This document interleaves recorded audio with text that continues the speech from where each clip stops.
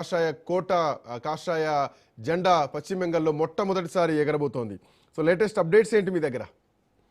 శ్రీకాంత్, మొట్టమొదటిసారి BJP party బెంగాల్లో అధికారంలోకి రాబోతా ఉంది. దీనికి సంబంధించి ఇప్పటికే మ్యాజిక్ ఫిగర్ను కూడా భారతీయ జనతా పార్టీ దాటివేసింది. దాదాపు 175 స్థానాలకు పైగా కూడా బీజేపీ లీడింగ్లో కొనసాగుతూ ఉంది. గత 3 సార్లు కూడా ప్రభుత్వాన్ని వరుసగా ఏర్పాటు చేసినటువంటి టీఎంసీ ఆధ్వర్యంలో ఉన్నటువంటి మమతా బెనర్జీ కంచు కోటలను బీజేపీ బద్దలు కొట్టింది.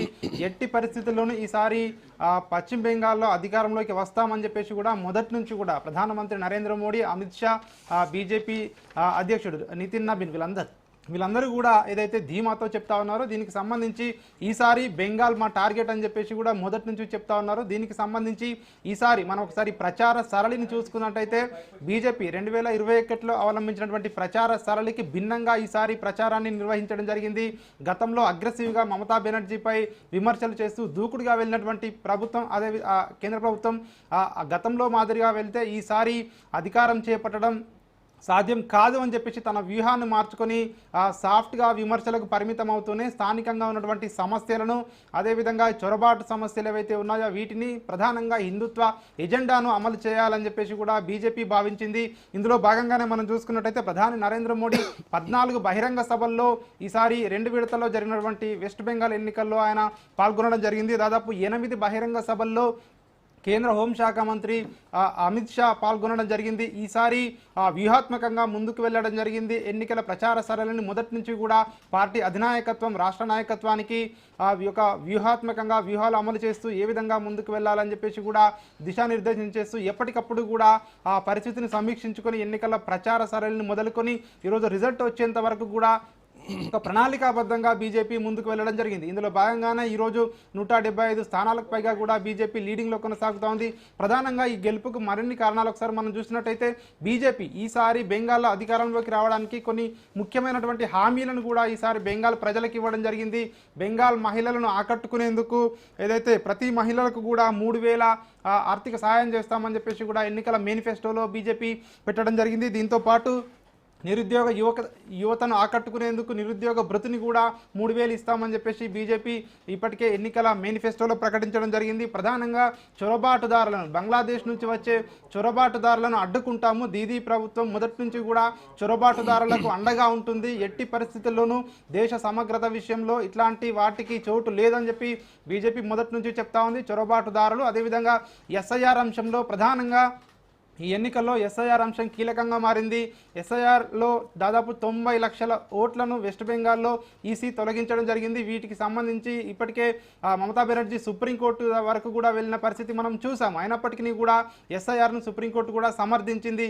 ఈ 90 లక్షల ఓట్లు కూడా ఈ ఓటింగ్ సరళిపై ప్రభావాన్ని చూపాయని చెప్పేసి కూడా ఇప్పటికే విశ్లేషకులు భావిస్తున్నటువంటి పరిస్థితి కనిపిస్తూ ఉంది. ఏది ఏమైనప్పటికీ మొదటి నుంచి కూడా బీజేపీ భావిస్తూ ఉంది వెస్ట్ బెంగాల్లో ఎట్టి పరిస్థితుల్లోనూ ప్రభుత్వాన్ని ఏర్పాటు చేస్తామని చెప్పేసి కూడా కృతనిశ్చయంతో ఒక టార్గెట్గా పెట్టుకొని బీజేపీ ముందుకు వెళ్ళింది. సో ఈరోజు అదే బీజేపీ ఏదైతే టార్గెట్ పెట్టుకుందో సో అది సుసాధ్యమైందని చెప్పేసి మనం చెప్పొచ్చు. మొదటిసారిగా స్వతంత్రం వచ్చిన తర్వాత బీజేపీ ఏదైతే పార్టీ పుట్టిన తర్వాత కూడా ఇంతవరకు కూడా వెస్ట్ బెంగాల్ అధికారంలోకి రాలేదు. సో ఒక కలగానే మిగిలిపోయింది ఇన్ని సంవత్సరాలు కూడా. సో అది ఈరోజు బీజేపీ పార్టీకి నిజం కాబోతా ఉందని చెప్పేసి కూడా బీజేపీ నేతలు భావిస్తూ ఉన్నారు. ఇక ముఖ్యంగా ముఖ్యమంత్రి అభ్యర్థి ఎవరు అన్నటువంటి ప్రశ్న ఇప్పటికే ఒక చర్చ అయితే జరుగుతూ ఉంది. ప్రధానంగా సువేందు అధికారి పేరు ప్రధానంగా వినిపిస్తూ ఉంది. ఆయన ప్రధాన ప్రతిపక్ష నేతగా కూడా కొనసాగుతూ ఉన్నారు. ఇప్పటికే దీదీ ప్రభుత్వంపై ఒంటి కాలిపై లేస్తూ ఉన్నారు. రాష్ట్రంలో ఉన్నటువంటి సమస్యల విషయంలో కానివచ్చు, హిందుత్వ ఎజెండా కానివచ్చు, బీజేపీ ఇస్తున్నటువంటి అన్ని పిలుపుకు సంబంధించి ఆయన చురుకుగా రాష్ట్ర రాజకీయాల్లో వ్యవహరిస్తూ ఉన్నారు. దీనికి సంబంధించి ఆయన ముఖ్యమంత్రి వరుసలో ముందు స్థానంలో ఉన్నారు. సో మరి ఆయనకు ముఖ్యమంత్రి పదవి ఇస్తారా, లేకుంటే దిలీప్ ఘోష్ ఇప్పటికే కూడా ముఖ్యమంత్రి రేసులో దిలీప్ ఘోష్ పేరు కూడా వినిపిస్తూ ఉంది. అగ్నిమిత్ర పాల్ పేరు కూడా వినిపిస్తూ ఉంది. అదేవిధంగా రాష్ట్ర పార్టీ అధ్యక్షుడిగా ఉన్నటువంటి శ్రమిక్ భట్టాచార్య పేరు కూడా వినిపిస్తూ ఉంది. గతంలో అధ్యక్షుడిగా పనిచేసినటువంటి సుకాంత ముజుందార్ పేర్లు కూడా వినిపిస్తూ ఉన్నాయి. సో బీజేపీ కేంద్ర నాయకత్వం ఎవరిని ఇక్కడ ముఖ్యమంత్రిగా అభ్యర్థిగా ఎంపిక చేస్తుందన్నటువంటి ఒక ఉత్కంఠ కూడా కొనసాగుతూ ఉంది. ఏది ఏమైనప్పటికీ బెంగాల్లో మాత్రం ఇన్ని సంవత్సరాల నిరీక్షణకు స్థిరపడింది. కేవలం టీఎంసీ 2వ స్థానానికి మాత్రమే పరిమితమైంది. దాదాపు 100 స్థానాల వద్ద లీడింగ్లో కొనసాగుతున్నటువంటి పరిస్థితి కనిపిస్తూ ఉంది.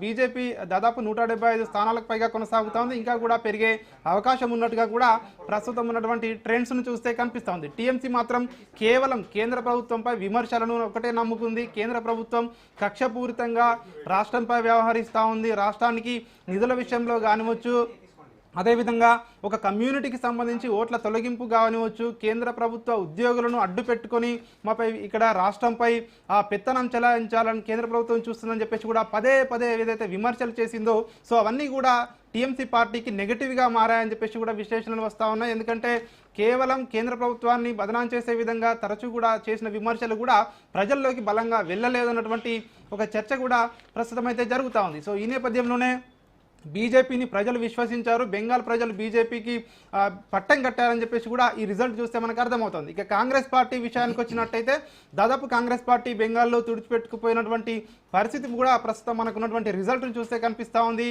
దేశంలో రాహుల్ గాంధీ ప్రధానంగా కాంగ్రెస్ పార్టీకి ఒక ఆశా కిరణంగా కూడా కనిపిస్తూ ఉన్నారు. రాహుల్ గాంధీ నేతృత్వంలో సో ఖచ్చితంగా దేశంలో మరోసారి కాంగ్రెస్ పార్టీ వికసిస్తుందని చెప్పేసి కూడా మొదటి నుంచి భావిస్తూ ఉన్నారు. కానీ బెంగాల్ ఫలితాలు చూసినట్టయితే కాంగ్రెస్ పార్టీకి ఇక్కడ ఘోరమైనటువంటి పరాజయం సో ఇక్కడ కనిపిస్తూ ఉంది. గతంలో ఏదైతే లెఫ్ట్ సంబంధించినటువంటి కమ్యూనిస్టులకు కంచుకోటగా ఉన్నటువంటి బెంగాల్లో కూడా ఈసారి వారి ప్రభావం కూడా లేకపోవడం, గత 15 సంవత్సరాలుగా టీఎంసీ సో ఇప్పుడు మళ్ళీ బీజేపీ శకం మొదలైందని చెప్పేసి కూడా ఇటు జాతీయవాదులు చాలామంది విశ్లేషకులు భావిస్తున్నటువంటి పరిస్థితి కనిపిస్తూ ఉంది. Srikanth, thank you Raju, thanks for joining.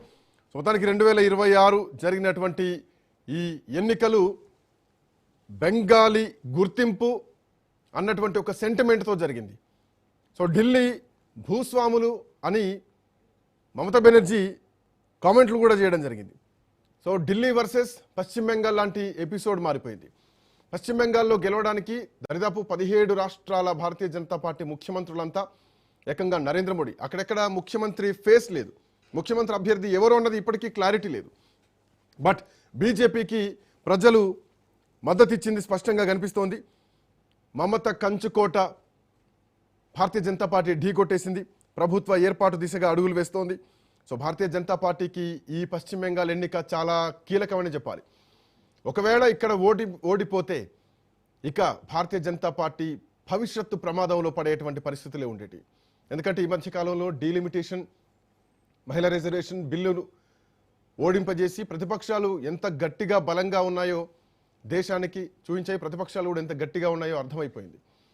అదే డీలిమిటేషన్లో తమిళనాడు కానీ, పశ్చిమ బెంగాల్ కానీ, కేరళ కానీ, సమాజ్వాదీ పార్టీ కానీ వీళ్ళంతా ఒకే తాటిపై నిల్చున్నారు, ఒకే మాటపై ఉన్నారు.